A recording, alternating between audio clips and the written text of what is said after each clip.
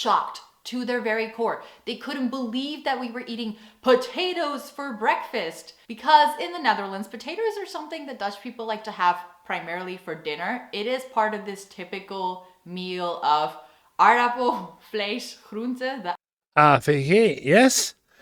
Potato, meat, and vegetables. AVG meal. That's a thing, which is potatoes, vegetables, and meat. Hello, and welcome back to the channel. My name is Johan, and I'm a typical Dutchman. And I wonder, why is there such a cultural difference between Europe, the Netherlands, I would say, and the USA? Where is this coming from? And to find out, I dive into the videos around America and the difference between the US and Europe, or the US and the Netherlands, to look for these differences. And I hope you're here to learn something with me. And if you do, then like and subscribe to see more videos of me at your request. So, and for now, I'm going to react to 6 things Americans do that Dutch people find weird. And that's from the Dutch Americano. I'm going to subscribe and like. And I want to know which 6 things. And I already have some ideas. But let's take a look what she says that we don't like, or that we find weird about the Americano. Let's take a look.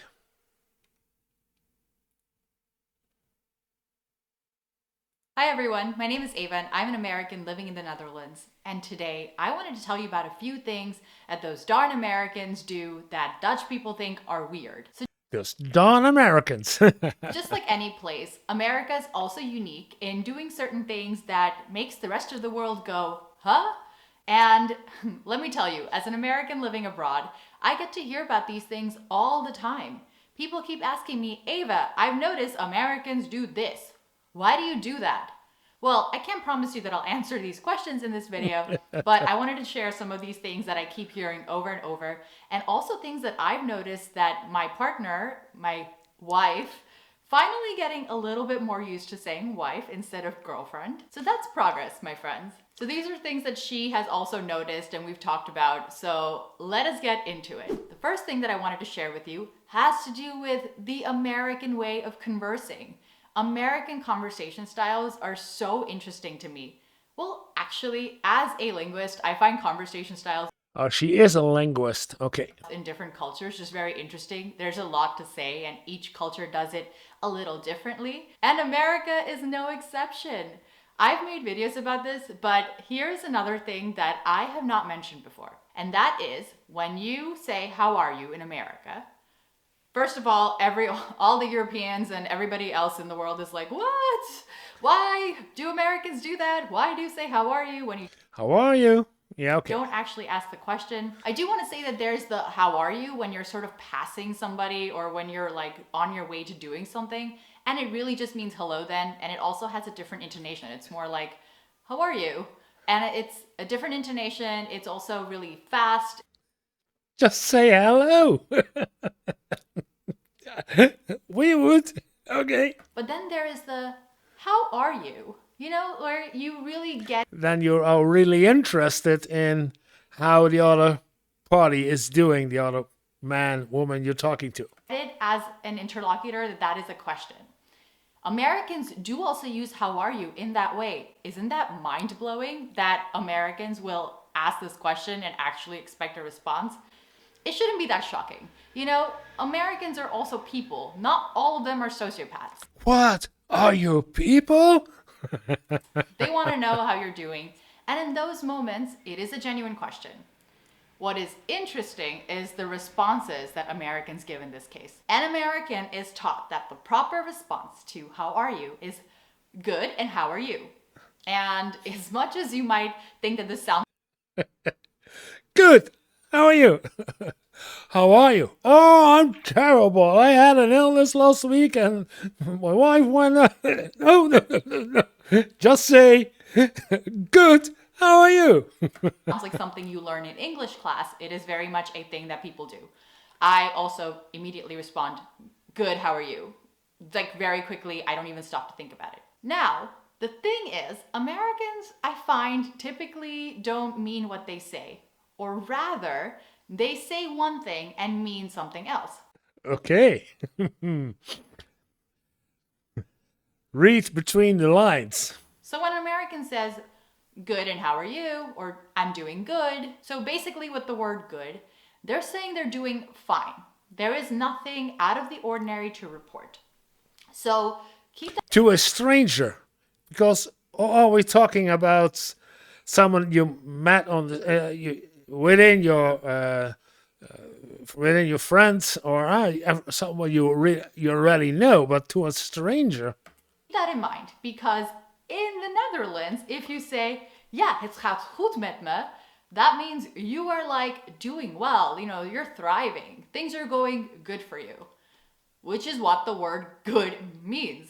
But in America, it doesn't mean that. It means fine, okay, nothing out of the ordinary. Now, if an American responds okay, when they say, I'm doing okay, just like that, where it's supposed to sound really normal, that, my friends, is a cry for help.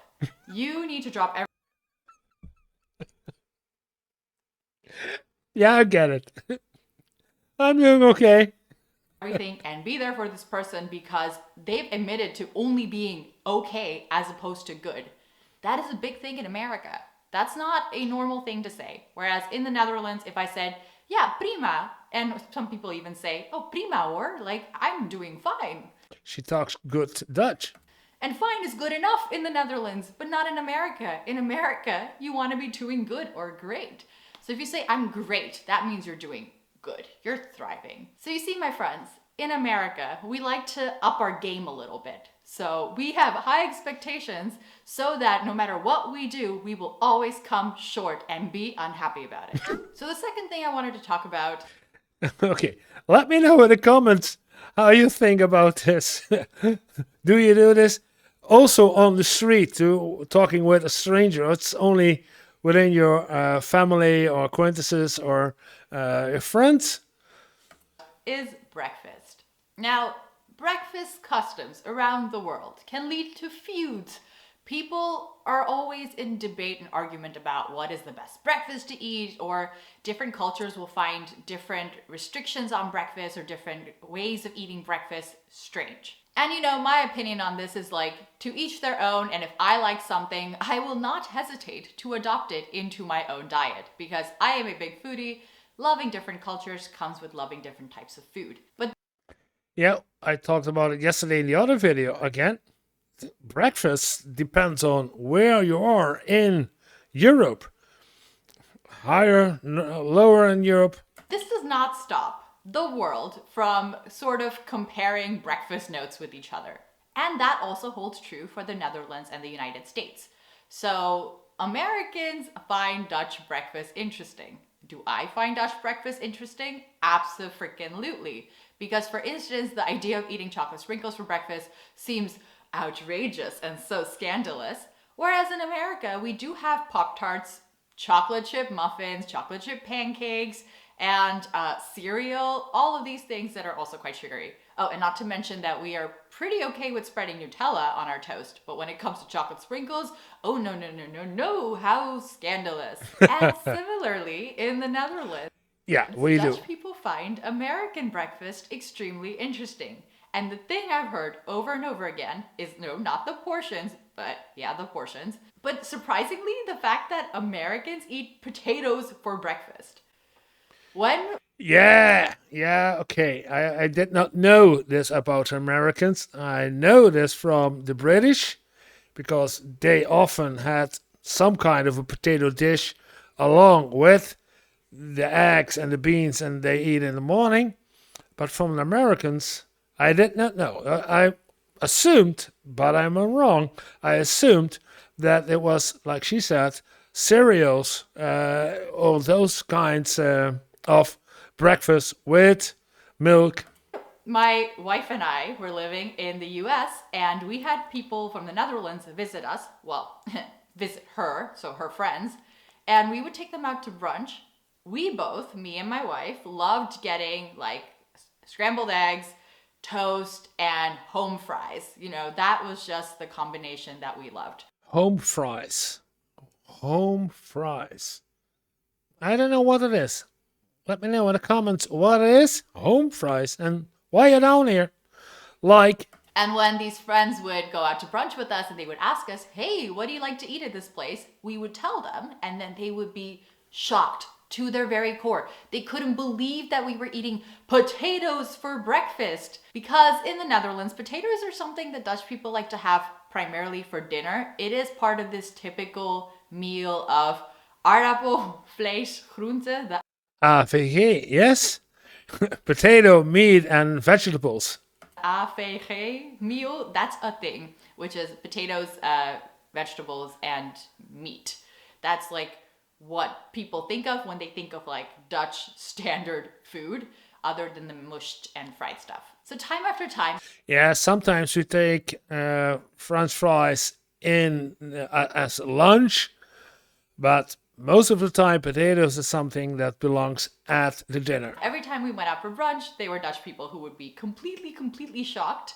And only a few of those brave souls actually tried the home fries for breakfast. Now, after moving to the Netherlands, I do have to say that I'm surprised by how shocked people were, because I live in Utrecht pretty centrally, and when I go like out into the city center wandering around, especially on the weekends in the afternoon around lunchtime, I see hordes of Dutch people with fries. So Yeah, then they take the dinner at lunchtime instead of the dinner at dinner time. I think that people are used to what they're used to, and then when things are a little different, it can be a bit shocking at first, and you have to get used to the idea. But I think once you do, it's just a very nice thing. And if you are in the US, I will encourage you to have the home fries for breakfast, because they are really very good. Number 3 has to do with when you go out to eat in the US. And if you are Dutch, you will be shocked by this. And that is when you go to a restaurant and it's time to pay, they will take your credit card away from you. And they will go run the numbers and come back, and then you'll get a check with the tip, portion left blank, and then you have to fill it in. I didn't think this was that weird until I lived in the Netherlands, and I realized it is so much more convenient when they actually come to you and you don't give them your credit card to take with you. They bring the machine to you, so everything is just done very quickly on the spot. So yeah, that's the way I like it. I will not be comfortable to give away my credit card to somebody else. Not only is it efficient, it also prevents things like someone copying your credit card numbers. That happens all the time. How have Americans not figured this out yet? Anyway, so yeah, it's not only the credit card numbers, but at the back there are numbers that are specifically on that. The CVC number is part of you. And if somebody else knows both numbers, you are in trouble. They can use your credit card and you can nothing do about it. So nobody gets my credit card. every time we have Dutch people in the US, they always get a little surprised where they're like, okay, here is my credit card. I guess I will trust you to return it. Thanks. So now that I've lived in the Netherlands, I do think like there is a better system. Why don't you just bring the machine to us? I mean, aren't we all about customer service in America? So next. Yeah, that's what I'm used to. Or I walk up to the machine to get a with and pay at the machine with my card. But me and my card never get separated. It's either the machine comes to me or I go to the machine with the card. But me without a card, of the card without me, no way. A couple of things that I wanted to talk about have to do with grocery shopping. Now in the Netherlands, when you go grocery shopping, you typically only grab a few things. You don't plan your meals like for the whole week. You maybe think about your meals like, for the next couple of days. And you go grocery. Correct. We only do grocery shopping for what do I want to have tonight? Do I need something special like cleaning stuff or sugar or coffee or okay, and yeah, okay. And then we plan for 2 or 3 days ahead. and that's it. Grocery shopping pretty frequently. I personally go 3 to 4 times a week. I know some Dutch people who go every day. You know, they don't find it too much of an inconvenience because there are plenty of grocery stores around you on your way to and from work or when you're just out and about in the city. So that is how things are done here. Now, in America, it is very, very different. I never went grocery shopping more than twice a week. And I only did that because I lived in cities where I didn't have a car and I don't drive, so there's also that. But I didn't have a car, so there's only so much you can carry as one person. But in America, you have these stores like that sell supersized food items, and it is shocking. So you can buy things in bulk. So these bulk stores are pretty popular, pretty common. I'm talking BJ's, Costco's, the works. And they're definitely more common in suburbia, but they're also to be found in cities when there's space to have them. Because, like I said, everything is in bulk, food items, even just everyday things like sunscreen. You don't buy one at these stores. No, no, no. You buy a pack. And I A pack of 10, 20, 50? love it because you tend to be able to save money when you get all of these things in bulk. And that is the point of these stores. Also, people who live in the suburbs, maybe Americans have these, big families. That's the traditional idea. And then they can just go do their grocery shopping for the week, save money while doing it. And people are driving anyway, so it's not inconvenient. And then they just load up their cars and they're good for, I don't know, however many weeks. But that is so common in America. Whereas here, I don't even know where I would go to do that if I wanted to. Like, Yeah, we do sometimes because I live in the tri-border area, and it means that sometimes I cross the border into Germany, and then we go to Kaufland, special grocery shop, a bigger grocery shop in Germany, and then we also buy in bulk some things that we're gonna need for several months, like toilet paper and I don't know, chocolate and things that is not considered as being fresh meat and vegetables, etc. But long-term stuff, you go to Kaufland and then you bring a lot of it, and then you don't go over to Kaufland for the next 4 weeks, 5 weeks, 6 weeks. So you're considering at that point, okay, I got to take this one and that one and that one. Yeah. if I buy something that's But when you're living in Amsterdam, or like she does in Utrecht, there is, as far as I know, and my fellow Dutchman can correct me, but as far as I know, in those regions, there is not a shop that delivers in bulk otherwise than you decide to buy in bulk from Lidl, Jumbo, or whatever. like super sized here at the store, it's like instead of this big, it's this big, like when I'm talking about shampoo or something. Whereas in America, oh my God, at BJ's, you could get these shampoo bottles that are this big, and then there's like a little squirty thing on top. What do you call it? Like a nozzle, but like, the one that you push down for like your soaps, but then it's huge. And that's great because it's like relatively cheap and it's huge. You never run out of it. But I don't know if that would fly here in the Netherlands for Dutch people. And Dutch people always find American supersizes totally weird. Now, the next thing that American grocery store shopping involves that Dutch people find weird is the fact that when you are checking out your items, there is a cashier. And that cashier doesn't just check out your items. They also put it in a bag for you. Or sometimes there is a separate person bagging up your groceries.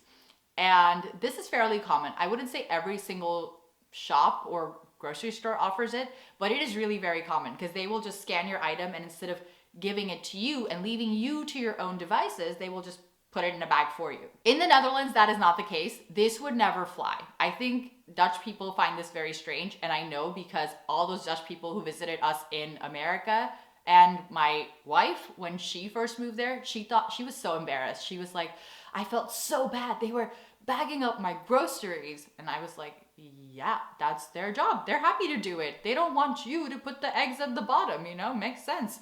And she was like, no, I can do that myself. am outraged that they would bag my groceries for me. And the final thing I wanted to talk Yeah, okay, bagging. Um, Nowadays, and I remember 20, 30 years ago, there was a complaint of the cashiers that they have too much rotation in their sittings, that they had complaints of their backs or their arms, etc. So they don't no longer do this, and then from that point on, we are used to that we bag our own groceries or put it in the shopping cart, walk to the car and put it there in a crate or something. Yeah, but no, nobody is going to bag it for us. And I'm thinking about not even in Germany. No, most countries in Europe that I went for shopping do not have this service of that they bag stuff for you. It costs more because you have to pay the person who's doing it, and yeah, B, it's not convenient. about was how Americans like to drive everywhere, and that drives the patience of Dutch folks through the roof. Because Dutch people don't understand why Americans need to drive for 5 minutes to buy groceries. Why do they do that? Why do they do that, Ava? They ask, really shocked and surprised and confused. Do Yeah, for 5 minutes, you get in a car for 5 minutes, but nowadays, for now, I know because most of the time when you're in the suburbs or something, there are no sidewalks to do or no cycling paths to go. And if there's no sidewalk, you cannot walk to the store, and the only solution you have is either walk on the street if you want to be dead, or get in your car and drive to wherever you want to go. Yeah. Americans not like to use their legs or muscles? Would they just prefer to be sitting the whole time?